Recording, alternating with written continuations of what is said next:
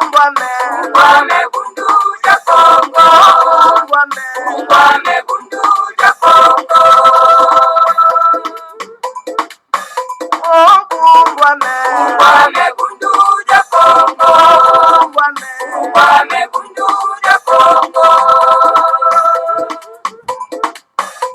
Kinkole kukongo ya mwenikyo. Ina ya tela mane mumbandwe. Mufuluza kanda ja Kongo. Mufuluza kanda ja Kongo. Vita kukongo ya mweniso.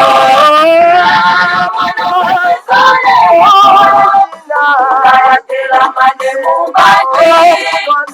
Mwana vita kukongo. Mwana vita kukongo. Kiaje ya mwenika.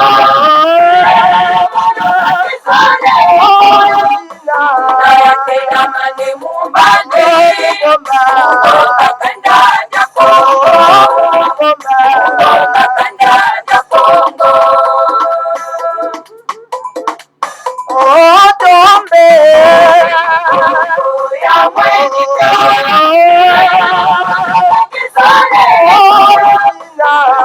Tela mane mumbandwe. Musonga tembe kukongo. Musonga tembe kukongo.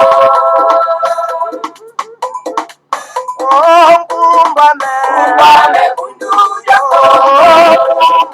Ungwame bundu ja Kongo. Ungwame bundu ja Kongo. Ungwame bundu ja Kongo. Ungwame bundu ja Kongo.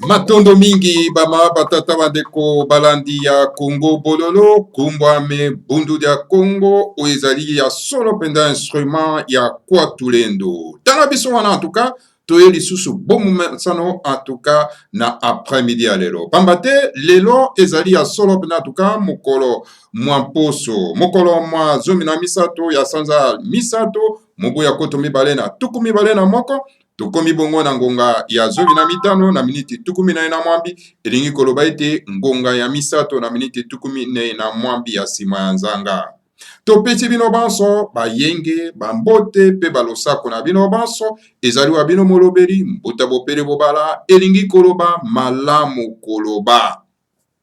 Voilà la signification des noms bama batata bandeko balandi ya Congo bololo. En tout cas, tozalaka na plaisir pe na esengo makasi penza en tout cas tango tokutanaka na bino en tout cas na tango iso na kati na Congo bololo pona ete tukoka ko informer bino kopesa bino basango bama batata bandeko. Voilà. En tout cas, bama batata bandeko lelo tokosola na bino en tout cas le point. Ba point oyo eza kosengela ete biso baimboka tokoka solo pena en tout cas kotelema pona ete to empêché par tous les moyens en tout cas donc criminalité oyo ingi kosalema solo pena en tout cas na mboka ya Congo bama batata bandeko balandi ya Congo bololo. Lelo tokosola nini? D'abord tokopesa bino information concernant la sortie médiatique du grand maître Nemanda Semi. Lelo nangonga ya 19h na Top Congo bama batata bandeko balandi ya Congo bololo le grand maître Nemanda Semi tout monde ensemble donc akolika solo pena en tout cas na Top Congo lelo na 19h pona en tout cas apesa solo pena makanisi na ye na ndenge nini mboka ezali kokenda bama batata bandeko balandi ya Congo bololo. Et voilà les grands maîtres du monde entier, mais en tout cas sort de son silence en tout cas pona ko affronter ba media ya mboka mokonzi Kinshasa ya mboka ya Congo bama batata bandeko pona ete akoka solo pena en tout cas ko kabola na baimboka makanisi na ye na ndenge lolenge oyo mboka ezali solo pena en tout cas kotambola. Alors na yango bino banso bozali censé donc ya kolanda Top Congo à partir à 19h en tout cas ere ya Kinshasa bama batata bandeko balanda ya Congo bololo pona kolanda en tout cas le grand maître Nemanda Semi tout mon nzambe bama batata bandeko toyoka mai oyo en tout cas alengeli pona baimboka bama batata bandeko balanda ya Congo bololo boyebi yango très bien bama batata bandeko en tout cas gouvernement oyo balobaki ke ya union sacrée jusqu'à présent en tout cas mama tata bandeko eza ko piétiner en tout cas tozali koyoka sango moko te sur ce gouvernement il y a union sacrée mama tata bandeko et pourtant le lot tozali déjà le 13 en tout cas il y a pas la sortie en tout cas toujours il y a gouvernement il y a union sacrée mama tata bandeko alanda Congo bolo. Est-ce que le grand maître Nemanda Semi va donc s'attaquer s'atteler sur cette situation où ils arrivent vraiment moribond? Hein, en tout cas, maman, tata bandeko balandi ya Congo bololo, aba, en tout cas, yeme, en tout cas, tout mon ensemble, aebi maye oyo ya kokenda ko déclarer reoso pena en tout cas na Top Congo, bama tata bandeko tolanda, yepena en tout cas na bo kebinyon so à partir à 19h, heure ya Kinshasa, bama tata bandeko balandi ya Congo bololo, parce que BDP, batuna ki wabimel, mbuta bopelo bobala, le grand maître Nemanda Semi aza kolobate, en tout cas, tout ça au moins on dirait qu'azali vraiment la résidence surveillée, etc. Bama tata bandeko, alors pekisi ya koka koloba, en tout cas, bama tata bandeko, bakoui ko pekisa, tout le monde a koloba, mais sauf le grand maître Nemanda Semi parce que vous ne le connaissez pas. En tout cas, le grand maître Nemanda Semi a koloba, lelon à partir à 19h, bozanga te na Top Congo. Deuxième point, bama tata bandeko tolingi to koka ko parafé ezali kambo etali solo en tout cas arrestation ya Kalunda Motonde. Qui est Kalunda Motonde? Kalunda Motonde c'était un chef de l'organisation terroriste liée à Al-Qaïda. Il y a organisation Tobengi ANER. ANER c'est une organisation terroriste liée à Al-Qaïda à Daesh. Alors Motonde Mabengi Kalunda Motonde alias Kalev.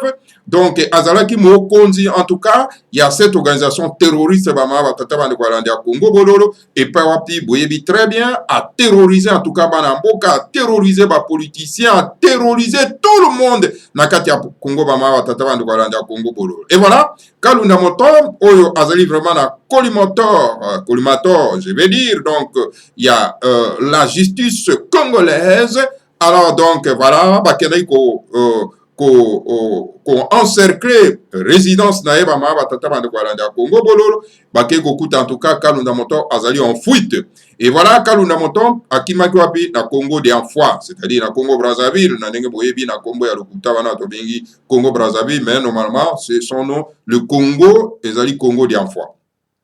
Alors Kalunda Moton akimaki kuna et pour wapi en tout cas ba sala ki des Interpol et si ko wapi bakenegi solo pena ko chema boko kuna solo pena en tout cas na mboka ya Congo d'Enfoi et pas wapi en tout cas moto babengi Sassou Nguesso azali ko kamba kuna ba ma tata ba de Rwanda Congo bololo. En tout cas, mais ndenge ni na parvena ki solo pena en tout cas ko kima pe ko koma solo pena na Congo d'Enfoi.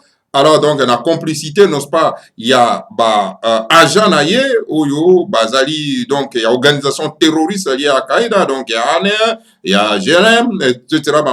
Tata bandeko, hein, donc voilà, profita qui na occasion na pour la kwa kokimisaye et voilà Interpol ke solo pena ko saisir kuna bazongisi na kati ya mboka na Congo bama tata bandeko tokoka kolanda suite na yango. Donc voilà, tokoye bandenge nini suite na yango ndenge nini kozala sur en tout cas son arrestation bama tata bandeko eli kamba ko kamba bama tata bandeko kolanda Congo bololo. Donc moto yo abomaka bato yepe abangaka sikoyo hein bako akoboma ye bama tata bandeko ndenge nini ozali assassin poza ko banga lisusu liwa.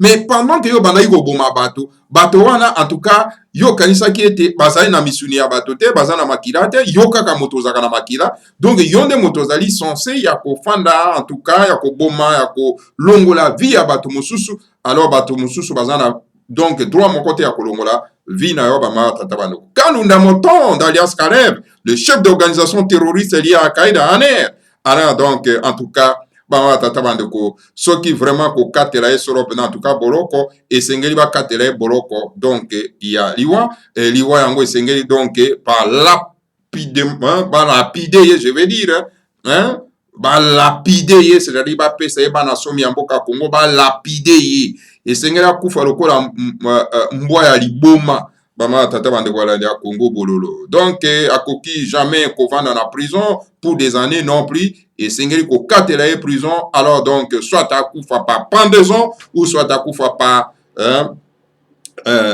nanzela ya ko lapide ye bama tata bandeko balandi ya Congo bololo. Donc voilà l'information to ko pesa bino ya moto to bengi Kalunda Motombe alias Caleb, donc le chef de l'organisation terroriste liée à Al-Qaïda ANR. Alors donc azali solo pena en tout cas na ngonga tozali koloba na arrestation donc voilà bilia qui est bisiri bikoki pama tata bandeko balandi ya Congo bolo, à moins que cette information ezala confirmée, mais je vous dis franchement que cette information est confirmée. Monsieur Kalunda Motombe alias Caleb azalaki en fuite n'ose pas na Congo dia fois et qu'il a été arrêté, transmis donc n'ose pas na ba imboka na kati ya Congo bama tata bandeko balandi ya Congo bolo, parce que mikolo melekaki Kalunda Motombe babengisaki na justice aboyi kokende donc alingai kolakisa ete ye azali likolo ya bato ya bana somi ya mboka ya Congo lokola ye azali criminel terroriste, donc moto moko akoki koinquiété ye azali te bama tata bandeko balandi ya Congo bolo. Et voilà aujourd'hui donc c'est la fin n'est-ce pas ya moto babengi Kalunda Motombe. Kalunda Motombe oyo azalaki aussi donc moto oyo assassinaki solo pena ba deux émissaires des Nations Unies, donc un Américain et une Suédoise. Alors donc Kalunda Motombe, donc c'est lui le responsable avec son chef de bande terroriste Otobengi solo pena Hippolyte Kanambe alias Caleb alias José Kabila na komba lokuta oyo bato ya Katanga ba pesa ye pour ba légitimer donc mopaya na mutu ya mboka bama tata bandeko balandi ya Congo bolo. Alors ce n'est que le début, alors tokotala suite na yango bama tata bandeko balandi ya Congo bolo, et les Congolais doivent vraiment acclamer cette arrestation ya Kalunda Motombe alias Caleb. Et voilà bama tata bandeko voilà donc information tokopesa bino yango wana information tokopesa bino bama tata bandeko ezali grave dans le sens que YouTube azali ko supprimer ba vidéo ya bato. Donc azali ko empêcher bato basala ce qu'on appelle donc la liberté d'expression. Donc liberté d'expression n'existe plus dans ce monde. Bama tata bandeko balandi ya Congo bolo. Donc YouTube azali ko se prétendre que non, ben écoutez, ye azali ko garantit la liberté d'expression. Alors au moment où toza ko projeter ba vidéo oyo ezali ko lobela solo pena makambo etali pandémie oyo tobengi COVID-19, alors YouTube alingi ko lekisa ba vidéo wana te po bato bazala alerté na vraiment lokuta na conspiration oyo en tout cas ba prédateur balingi ko sisa bato na kati ya mokili bama tata bana. Alors donc YouTube azali complice na yango. Alors donc aza ko supprimer ba vidéo wana bama tata bana ko landa Congo. Où est la liberté d'expression au bande ko na biso na Congo ba se prétendre à tout moment que non la liberté d'expression. Talabino moko na mokili mamputu liberté d'expression ezalité YouTube avec Google baza ko soutenir donc la criminalité bama tata bande ko landa Congo bolo ezali grave. Ezali grave parce qu'il y a un Italien, et pas en tout cas, il y a Télémi pour alerter bande konaye, te bakena kozwa solo pena en tout cas,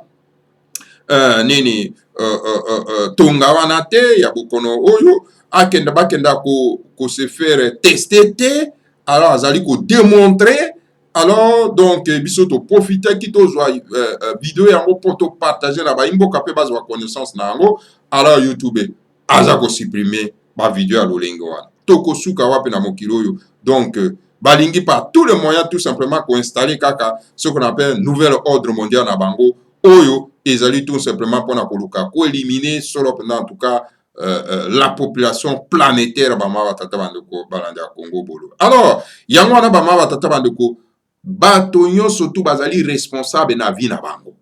Moto moko te ye akoki ko ya pona ete akoka ko imposer biso ndenge ni tokoki ko vivre ou bien tokoki ko kufa bama tata bando.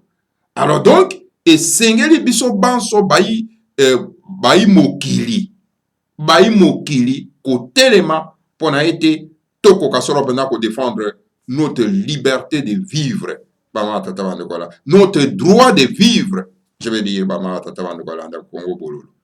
Donc voilà, YouTube aza kosupprime ba video oyo ezali kolobela makambo wana. Tala mama batata bandeko oyo tokokai solo mpena tuka na debi ya kopesa bino solo mpena tuka na pokwa na lelo bamama tata bandeko mpo bozala vraiment informé bamama tata bandeko balandi ya Congo bololo. Alors tokota solo mpena tuka na sujet na biso bamama batata bandeko balandi ya Congo bololo. Alors donc po tokoka ko analyser situation eza na kati ya mboka. Lelo toza ko continuer toujours la série ya tonga oyo ba memeli biso na kati ya mboka. Tonga ya liwa ba memeli biso na kati ya mboka ba imboka. Tokoki kokanga minoko na biso te son ke tokoka ko dénoncer yango ba mama tata bandeko. Oyo akangi monoko azali complice ba tata bandeko. Esengeli toloba to alerter ba imboka. Ça, c'est notre façon de contribuer pour défendre notre peuple. Awa, tozali kotanga solo pena en tout cas makomi ya moto babengi Eteni Longondo. Eteni Longondo azali ministre ya santé na kati ya mboka ma tata bande kwa landa Congo bololo. Bolanda na bokebi nyonso eloko oyo Eteni Longondo alobi. Eteni Longondo alobi, le ministre de la Santé annonce donc un confinement ce 15 mars pour la vaccination. Donc, Azako a annoncé le 15 mars, c'est-à-dire lundi, donc, bako confiner ba imboka pour na ete ba banda siko musala ya kotobolo bango tonga. Bama tata bande kwa landa Congo bolo. Eteni Longondo, je voudrais par ce message annoncer aux Congolais que la suspension des activités académiques et scolaires est prévue pour le 15 mars dans le but de nous permettre de bien vacciner la population congolaise. Cette opération de vaccination va durer 4 mois. Donc, pour naye, esengeli bakoka ko vacciner ba imboka à partir du 15 mars. Et campagne ya vaccination wana eko durer 4 mois ba mawa tata bande kwa landa Congo bolo. Ça c'est Eteni Longondo. Eteni Longondo. Mais Eteni Longondo na tuna ki bande kwa tout moment bakoka ko yebisanga et tout ka oya outi jusqu'à présent aucune personne m'a donné et tout ka ya moto babenge Eteni Longondo esika oto. Mais on ko yokaka kombo na ye ou soit akoko zara emutetela. Ba tata bande kwa landa Congo bolo. Lokola azali ici, il y a libota ya ba cannibal. Alors donc, esprit ya ki cannibal na ye ezali na kat na ye, donc alingi sikoya ya ko assassiner ko boma bana somi ya mboka ya Congo ba mama tata bande ko landa ya Congo bolo. Eteni Longondo. Alors ba mama tata bande ko avant to kota na analyse, to kenda nano na ba journal misusu bango bazali kolobani na likambo etali vaccin. Nde tokoya koyebisa bino lolenge oyo Eteni Longondo azali solo penda kotena mapona koluka ko boma ba imboka ma tata bano. Na journal le soir, balobi na biso balobi la confiance est mise à mal. Qu'est-ce qui se passe? Nouveau coup d'ire pour les vaccins anti-Covid. Plusieurs pays ont suspendu l'administration de l'AstraZeneca après des incidents qui font l'objet d'une enquête européenne. La Belgique sur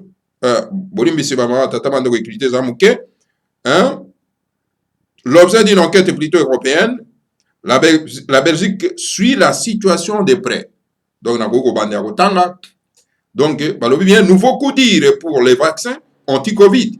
Plusieurs pays ont suspendu l'administration de l'AstraZeneca après des incidents qui font l'objet d'une enquête européenne.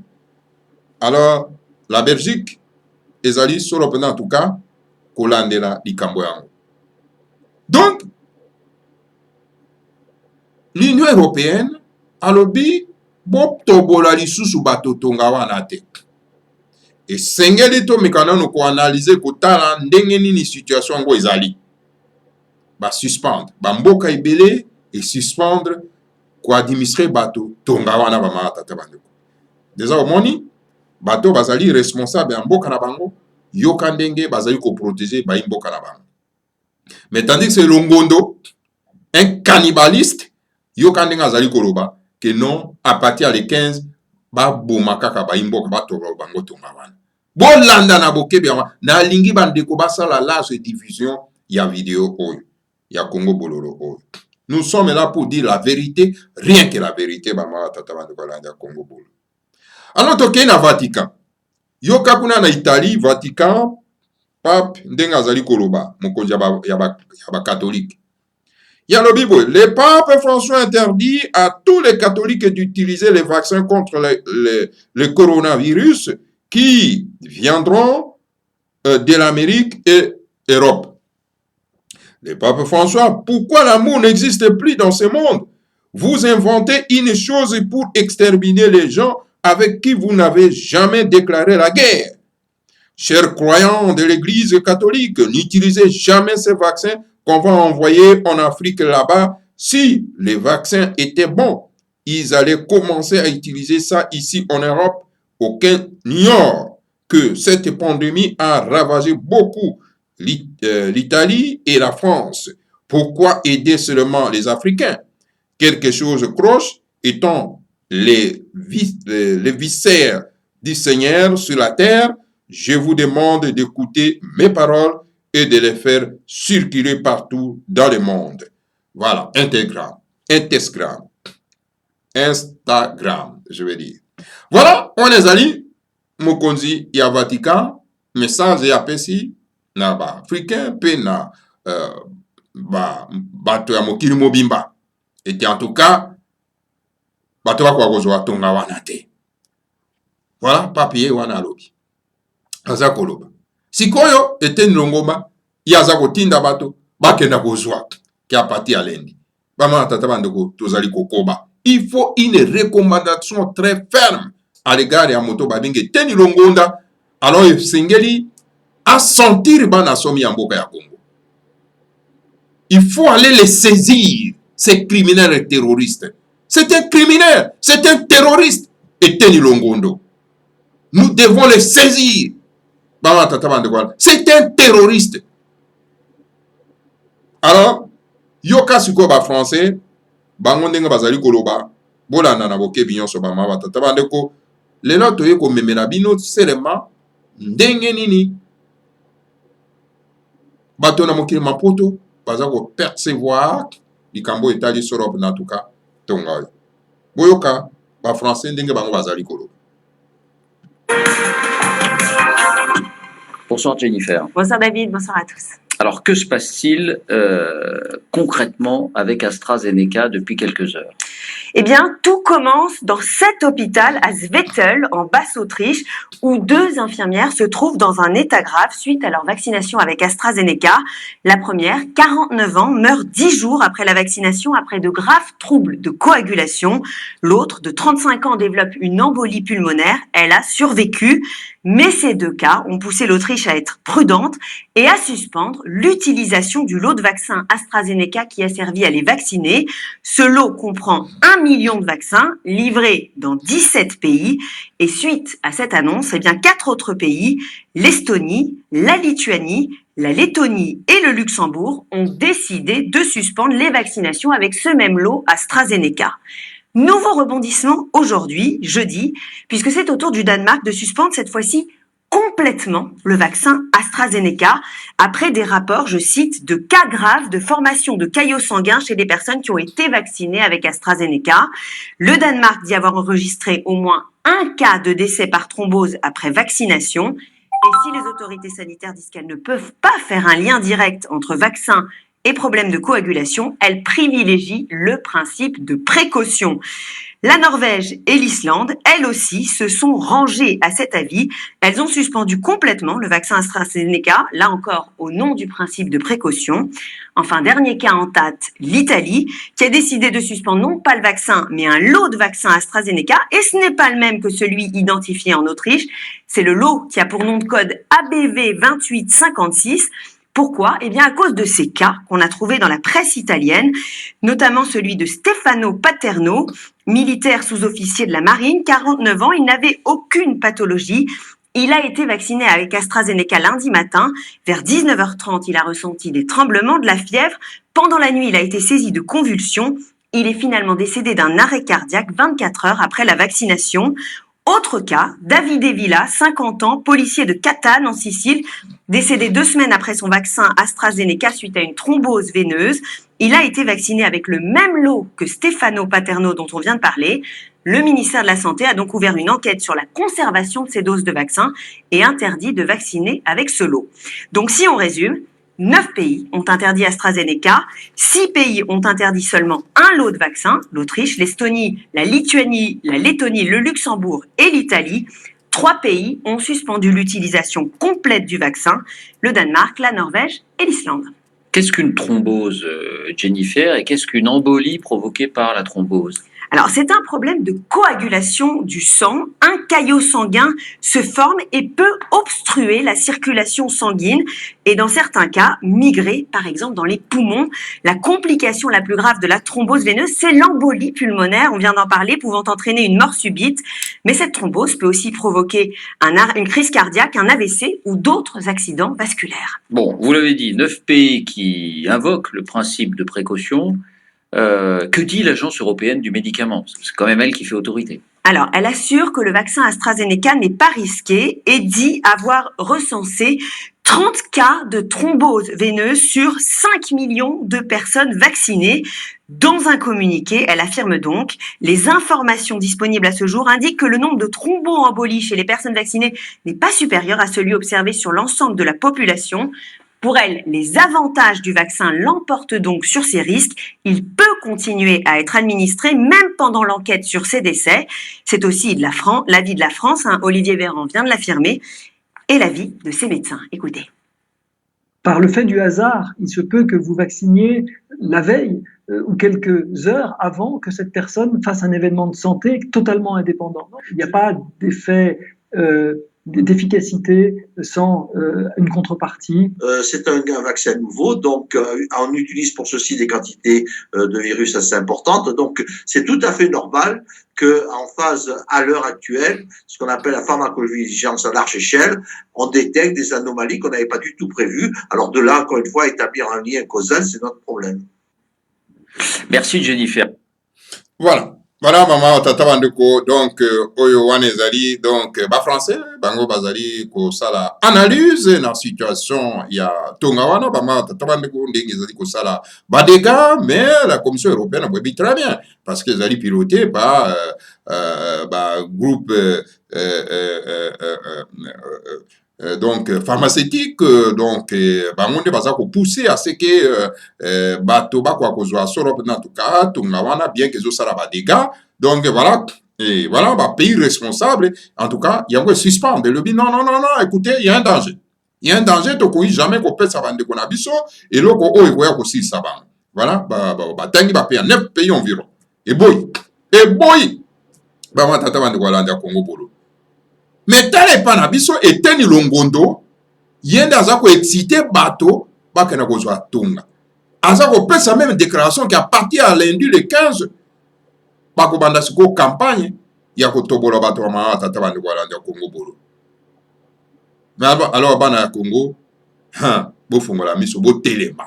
Il est temps ya ko buka mutu wana massoir na yeba maa tata bandi kwa landi. Non, on peut pas. Écoutez, on respecte un peuple dur, fort, dynamique. Bon, moi, na Sénégal, Macky Sall a kangisi opposant na ye. Mais, Sénégal, les gens qui ont embrasé, a fait à ça. Macky Sall a obligé à libérer opposant wana, a zongi sima. Donc, toyebi sakabina à chaque fois que le peuple ezali une bombe. Ezali bombe. Un peuple oyo atelemaka mpona kodefendre droit na ye. En tout cas, devant mindoki arekiraka te, se bato bautilisaka mindoki nde barekiraka. Parce que peuple ezali bombe. Alors, ceux qui bino boza komitika comme ça, tout au long de la journée, dire que béton, béton, béton, béton, mais vous serez bétonné. Hein? Beaucoup zala bétonné à tout moment. Yango na pe béton, alobaki kuna na mboka ya Éthiopie, abi que non, mais ceux qui biso to ba conduite, o toza ko kamba tozo koma na dérive, ezali faute ya peuple. Apesi bino faute. Parce que pona nini, ba ye na tonga ba toboro bino, bofandi boza ko telema te pona ko boya yango. Et le teni longondo aza ko telema zo sala ba déclaration ya boye. Bo keite bo tumbanda kona ye. Alors donc, bako banga bino ndenge ni ba mawa tata bande. Bazui mopaya Hippolyte Kanambe mwana tuti Rwanda ba imposer bino ye na mutu ya mboka pendant 18 ans. Bovandi na bino anyokolo bina tia bino na ba fausse commune. Mais comment peut-vous respecter dans le monde? Mais comment va continuer à bien ba vaccin ba tobolo bino pour beaucoup? Parce que vous êtes un peuple nul. Nul. Bon ça nul. Faut te sali abino. Boyebika koyembela bato jalelo. Vous allez continuer à yembela ka ba jalelo. Quand est-ce que vous remettre fin à yango? Bama tata bande kwa na Congo bolo. Tala moto babengi Kofi. Akoti na kati ya likopape. Akei kuna epa mindele alakisi loboko lokola batoboli etonga. Place o baza kotia etonga bakamati bakangi bilili. Balakisi ete, balakisi te. Katanga sisi omona alati elamba. Même les musiciens bakoti na likopa ya criminalité. Webi combien bapesi mosolo combien? Pona nini? Pona so geste wana asali alors ko persuader bande ko na biso bango pe bakena kozwa mais Kofi pa azu ya biso to kena kozwa. Omoni la criminalité les mis Kofi cherche l'argent par tous les moyens. Ake koyembela Sassou Nguesso banjembo pendant que Sassou Nguesso c'est un dictateur terroriste a terrorisé bana Congo dia fois. Okene koyembela moto ande ngwana ke non ba voter kaka. Mais nous mais mbongo boko mais écoutez, baluka mbongo modèle wana te ba ma tata bandi kwa landa Congo bolo. Ce n'est pas comme ça qu'on cherche l'argent. Luka mbongo d'une manière propre. Et non ya koteka ba imboka. Un musicien azali moto oyo atelemelaka mabe à travers ba chanson na ye. Mais ce que yo omoni mabe ezali mais oza ko persuader bandeko ba kenda ko kota na mabe wana. Mais vous allez un terroriste. Tu es un terroriste. Comment tata wande kwa landa ko ezali kam. Et les médias où ezali censés pour na ko tellement ko défendre ba imboka na biso. Non, les médias sont complices ba ma tata wande ko. Yamana bomoni ba médias na Congo oyo ezali kolobela likambo etali bokono o bokono ezali sukola maboko etc. Parce que bango yon surtout baza na kati ya riposte. Omoni ba tambo alias Eliezer, omoni ba mutombo alias Israël akomba ba payak. Bango tu baza na kati ya riposte. Alors bango yon surtout baza na kati ya riposte ba bénéficier ba mbongo ba bosembe ba bénéficier ba mbongo. Mais comme il tourne biso pe totonga. Biso pe totonga. Mais boko tonga na makila bana somi ya mboka ya Congo. Vous êtes des médias où ils allaient censés ya ko défendre bande konabino. Médias mosana ngo ko dénoncer mabe soki koti ko dénoncer. Ba tata. Bon est-ce que bon moni ba tambo alias Eliezer.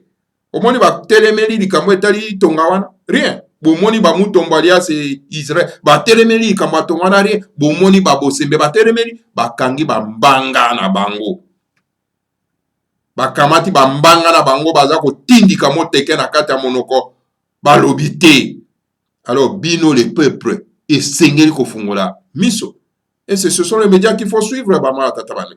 On les a médias ko suivre té. Soki likama eza ko komela bino pe le peuple bozali responsable ya likama wana. po boyebi ko combattre mabe te. Boyebi ko identifier bato ya malamu te. Bato bayo koya kopesa bino ba langage ya bopete ya malamu bino pe bolandi bokanisi. Ok, ce sont des loups. Ce sont des loups. Vêtus na poso ya meme ba mama tata bandeko. Ce sont des loups. Mosana bango ezali kaka koya koloba na bino oyebi mokili oyo eza mokili moko eza na ntina te tokotika yango biloko nyonso ekotikala. Biloko nyonso ekotika, c'est quoi ça biloko ekotika? Nous savons très bien que nous sommes des passagers na planète Terre, mais nzambe atindi biso na chaque mabele mpo na ete tokoka kozwa possession na yango mpo na progéniture future. Esengeli to défendre yango. Esengeli to kanga maboko te tolobake non, mais écoutez toza bapaya na kati ya mboka oyo, mais non. Soki to se comporter na balangage ya ndenge wana tozali bapaya na mboka oyo na mokili oyo. Donc cela veut dire que tokobanda kotamona biso koliaka makasa alors senge mbonge koki okei. Moi ko se vagabonder non na kati ya mokili pour rien. Mabe ata oza komona yango okoki jamais ko combattre mabe. Elimo ya mvuluze ko kozana na kati no te. C'est-à-dire elimo ya mobikisi. Eza ko kozana na kati no te. Porter le mot défendre votre peuple, rien. Alors donc, bama tata bande ko esengeli ko identifier ba loup o ba lati poso a meme ko identifier bango. Moment yango ya koyeba ko identifier bato bama tata bande. Bato baza ko ganga ka pamba na bengunduka na bango. Et ces gens-là, vous continuez à leur donner donc le poids ko pesa bango beki.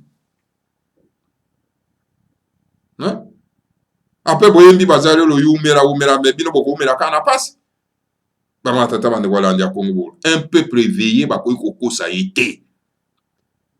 Alors ezali Congo bololo toko melisa bino yango ti boko mela.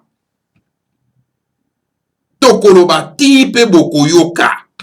Bama tata bande wala ndia Congo bololo. Donc voilà, Etienne Longondo, c'est un terroriste, un criminel. C'est un terroriste. Et c'est un saisirier. Un peuple fort a dit que Etienne Longondo a l'obana miso na bango te mbeba oye ezali kokome na bino na kati ya mboka. Différence ezali na Etienne Longondo na moto babengi ba terroriste ezate. Différence ezate. Différence ezali te entre Etienne Longondo na ba criminel ba terroriste bazali ko bomba bande ko na biso na ezate. Ba tata bande ko la Congo bolo. Différence ezali te. Tous sont na kati ya assiette moko. Différence ezali te entre Etienne Longondo na moto babengi Kalunda Motobre criminel terroriste atie bato na kati ya ba fausse commune na kati ya mboka ya Congo na Kinshasa. Différence ezali te. Alors baimboka esengeli bo se réveiller pamba te vous êtes responsable à votre vie. Vous êtes responsable à vie na bino. Alors il faut que défendre votre vie. La vie est précieuse. Et il faut que défendre yango. Maman tata bande wala ndia Congo bolo. Donc tout le monde est complice na kati ya mboka. Tout le monde est complice. Et bateau baza ko la vérité baza ko étouffer bango. Baza ko ganga na kati ya désert. Et le peuple a commis donc abruti. Alors voilà, bama batata bande wala ndia Congo bololo. Biso toza lokola bato ya toza ko ya soro pe na tuka ko alerter bino na danger oyo ezali pembe na bino batata bande wala ndia Congo bololo. Voilà. mai oyo tomemelaki bino solo mpena tuka na mokuse na poko na lelo mpona ete bozwa connaissance na yango bama tata bandeko balandi ya Congo bololo. Donc wana en tout cas tokutia na bino mbala ya nsima bomomesano tokoya toujours en tout cas koalerte bino soki danger ezali bama tata bandeko balandi ya Congo bololo. Donc voilà, que le Seigneur à Congo bakulu na biso bakoko na biso bakoka solo mpena en tout cas kopambola bino nyonso en tout cas pe bakoka solo mpena en tout cas kopambola le grand maître de monde ensemi et puis bapambola solo mpena la République fédérale du Congo ingeta ibobo e ibobo matondo mingi na bino banso mvuka kya ntimanti afelika kya mpadi finamene tungwa kabu lya bakeluba Uluzorora bakanda wa Mungu tulendo makanda mava musa mafutu kayotama osawe nina ninga masina makikulu Kongo ya futuka Kongo Uluzorora bakanda wa Mungu tulendo makanda mava musa mafutu kayotama osawe nina ninga masina makikulu Kongo ya futuka Kongo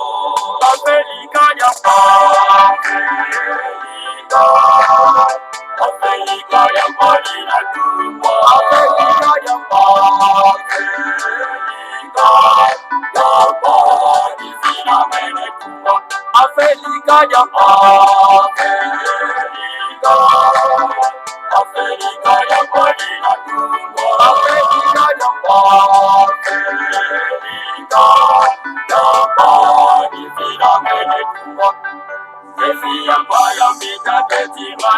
Kongo, Ipanza kya Kongo ye kibuka kya Timanti.